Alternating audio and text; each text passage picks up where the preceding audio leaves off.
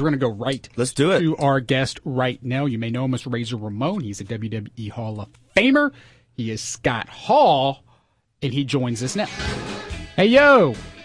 Hey, yo. There you go. All right. Thanks for joining us. It was awesome seeing you in Memphis just a couple of weeks ago for Grizzlies Wrestling Night. Can you tell us about that experience here and how it compares to just your typical wrestling show? Well, it was great being there.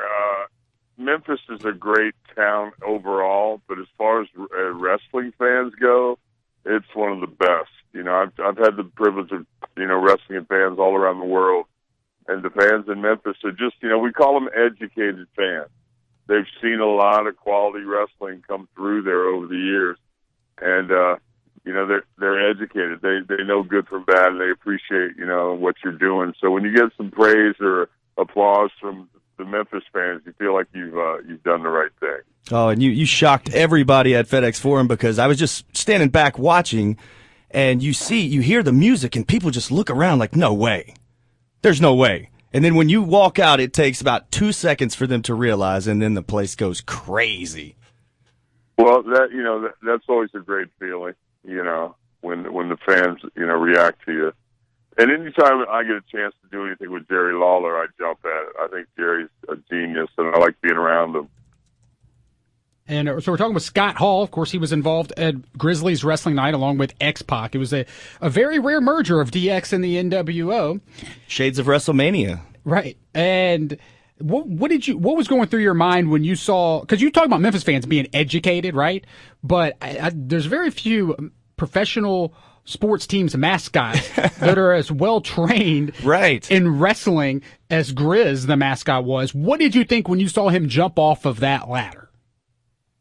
It was pretty impressive. I hear a rumor that a local news personality, Chelsea Chandler, she's also connected to the Grizz.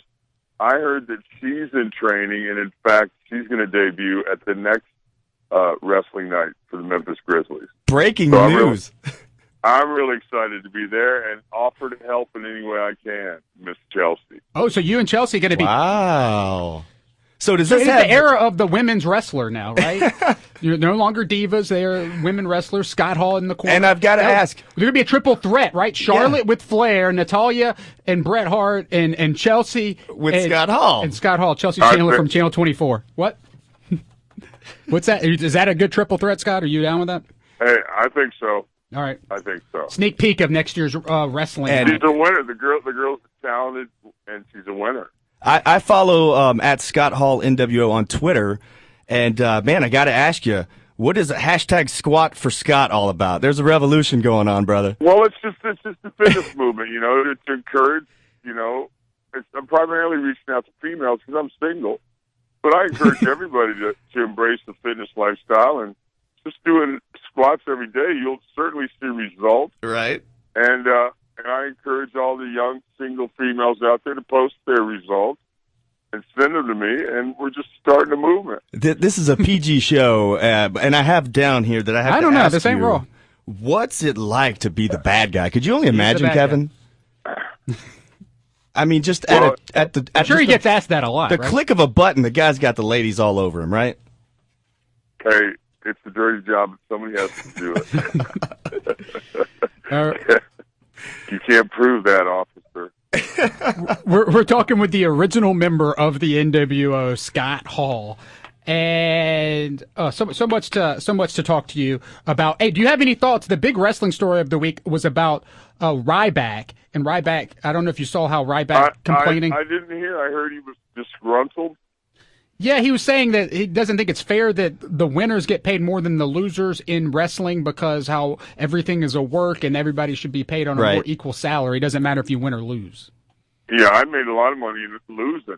Right. So I was one of the highest paid job guys ever. I don't think maybe he worded it correctly. Right. I don't think he got his point out what he meant, but yeah, I think it's all based on how popular you are. And, with only one company to work for, the pay scale is certainly lower, but it's better than anything else out there. I mean, what else are you going to do? You know, Ryback, you know, you're going to be a doctor, you know, like your other, you know, I think just try to get over, and then your merch sells better is the only solution. I mean, the guys who are getting paid good all sell a lot of merch. Right. Poor Ryback. He couldn't even win at the pay-per-view called Payback, which is almost practically named after him. Ryback losing at Payback. Can't even win at that pay-per-view. So quick NWO question. I heard he had one of his better matches. Oh yeah, he did have a great match. Yeah. Mm-hmm. Oh, he looks fantastic too. Kalisto's really good. Right. Old school NWO question, man. I know you probably get this a lot. But that very first Nitro, I always say you're the original NWO member because you debuted at that very first Nitro to kick everything off. Did you know at that point that this was going to be something that was going to live forever, that was going to be something special? No, of course, you know, I mean, I often when I do interviews, I say, oh yeah, of course, yes, and it was all my idea. But it was Eric Bischoff's idea, and the only thing I was sure of was that I was getting guaranteed money and that Kev was coming in like a week later. I remember driving out, you know, I'm just thinking about within a couple days, time passing, I made history in the Garden with this infamous curtain call. Right. Then walked out on the competitions TV show and started that NWO thing. And, you know, the only thing I was sure was that Kev was coming and I was getting the money. Pulling out of the Garden, I thought, you know, I'll never maybe wrestle in front of another sold out crowd.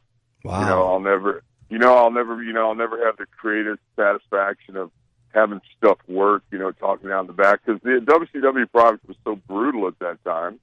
It was horrible. Right. You know, everybody was already there. Sting was there. Hulk was there. Macho was there.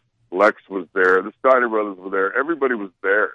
The only thing that changed was me and Kev came in. So it didn't look very promising. And, you know, what they did with Kev before, he was like Oz. Right. You know, I was Gator Scott Hall, you know, I mean, we weren't too thrilled with the production side of the prospect, you know, but the money was guaranteed. So it was like, you know, I've already done the Starving Artist thing, and I've already had my name chanted in arenas all around the world. Now I want to get that locked in money security.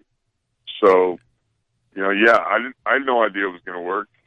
Well, and talking about that now, your son Cody is involved in the wrestling business. You want to talk a little bit about him and his future? Yeah, he's got a bright future, big kid. He's doing this thing in Japan, and he just came home for a little visit now. He's been there about a year solid. And like I predicted, at first he was kind of, oh, man, this place sucks. Right.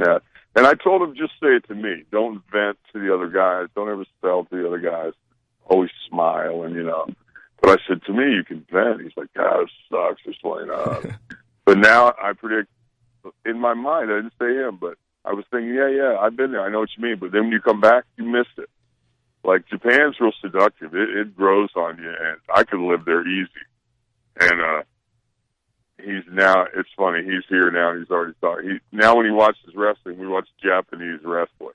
Okay. So he's a little homesick for Japan. Yeah, he's doing good. He's dojo guy. He thinks he's graduated from the dojo. That's what they're in the discussions now. Is like, where's his next move? He's did his year in the dojo, and, you know, to move up. There's some interest in doing some things in England, you know, and get him exposed. You know, our plan was always Japan, Europe, and then, you know, NXT, then WWE. Right. So we're right on track. We keep looking for him. Yeah, he's in no hurry. At the same time, I mean, I've been invited down to NXT, the Performance Center, twice for week-long stays and work with the young guys. And the main thing I'll tell any young guy out there is, man, get in shape. Right. You don't have to be, not everybody has to be a muscle guy. In fact, that's never been this, you know, if everybody's a muscle guy, then muscle guys aren't special. You know, they need different body types. It's kind of like the carnival, you know, the sideshow. We need freaks and geeks. But you have to be fit.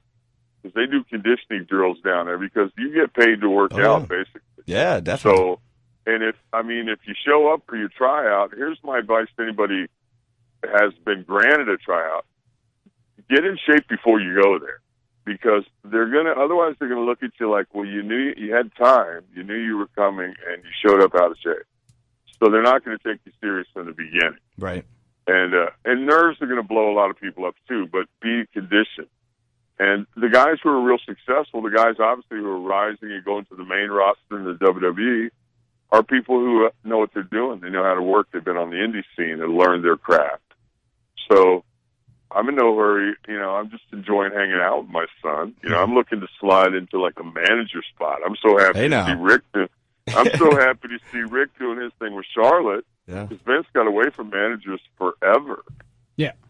But done correctly, it can be really sweet. I know anybody who's watched wrestling in Memphis has seen a lot of managers come through there. Some good and some not so good, but Jimmy Hart. Some great, yeah. Jimmy Hart, Downtown Bruno. Downtown Bruno. Downtown Bruno. Yep. Harvey, a.k.a. Harvey Whippleman. Yeah, that would be great. But I mean, so far, I don't know what your record is as a manager, but I do remember Grizzlies Wrestling Night. You were out there in Xbox Corner, and you got an L there. Oh, wow. Well, okay, you got to go. See you. He's going to hang up on you, dude. But hey, you got to learn. You got to start somewhere, right? It was outside interference. It was the king very in shady. Memphis. It was shady officiating, too. But let's go back to Memphis for a minute. Jerry Lawler has never done a job in Memphis. He's not starting there. Right. Right. He isn't starting against Xbox. You can't. There's only so much a manager can do. You can't. Yeah, right. Hey, come on. You can't beat Jerry Lawler in Memphis. I mean, you can't. I could. Yeah. So what? Like when you're at FedEx Forum or at any event, how many toothpicks are you carrying? Because you got to drop a toothpick. That's a good question. Here and there. How many toothpicks do you have on you at a time?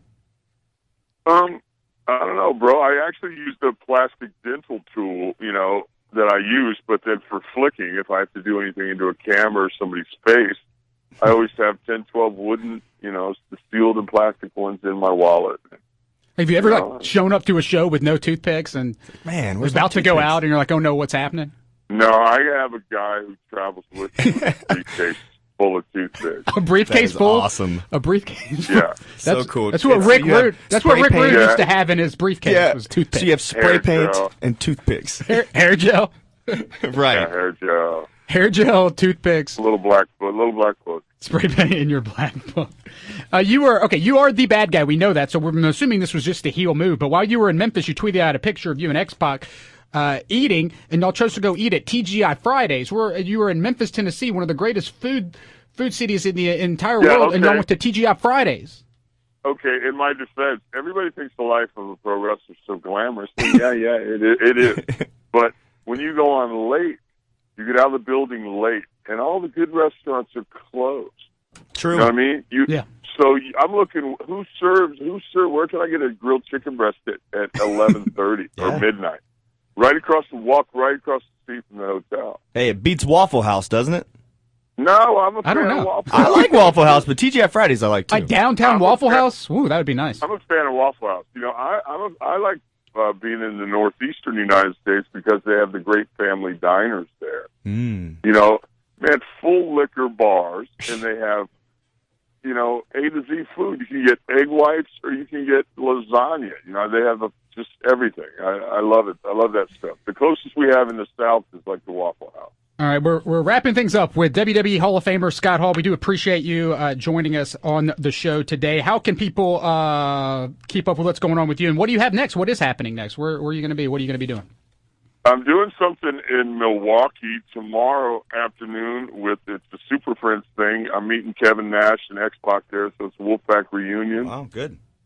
And then after that, I'm heading to the UK for WAW wrestling, and meeting Pac and I are going over there. It's going to be a blast. And I really feel blessed, man. I feel like I'm right where I'm supposed to be. I get to travel when I want to now, and go places with my friends. And instead of being handed a big stack of tickets and you kind of have to go somewhere, now I get to go places. And I'm more comfortable in a hotel room and in the airport than I am in my own house anyway. So I feel like I'm right where I'm supposed to be. Thanks for having me, guys. Hey, Scott, thanks for joining us. We do appreciate it. Hopefully we can catch up with you again soon. This was a lot of fun. All right, bye-bye. All right, that's Scott Hall, the bad guy, Razor Ramon. He's on Twitter at Scott Hall NWO. And if he's a great follow on Twitter. If you don't follow him, you're missing out.